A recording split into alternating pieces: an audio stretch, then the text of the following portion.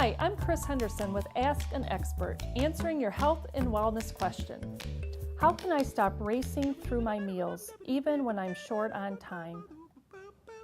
Well, there certainly does seem to be a breakneck pace at which we all live our lives lately.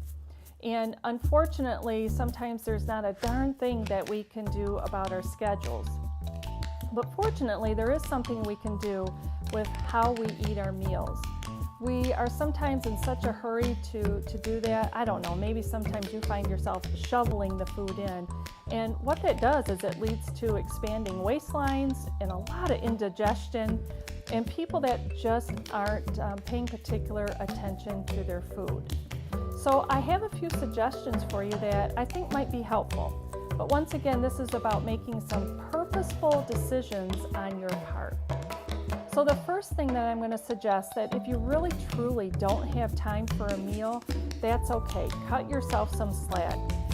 Dieters are pretty used to beating themselves up that if they're not doing things the right way, they don't want to do it at all. And so my recommendation to you is just have a healthy, balanced snack until you can actually sit down and eat that meal. And that's okay. Just look at it that way. Don't put more stress on yourself than what you need to.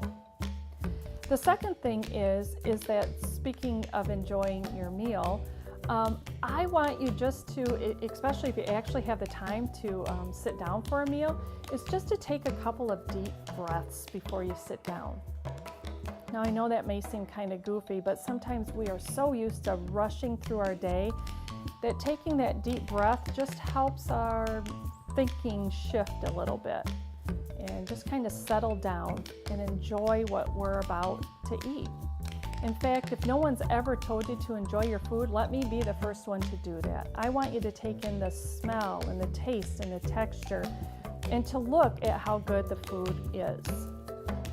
And then the third thing is that it's just a great way of reconnecting with those that are maybe too busy to, and just having conversation with people to enjoy what you're eating in the food and the great conversation.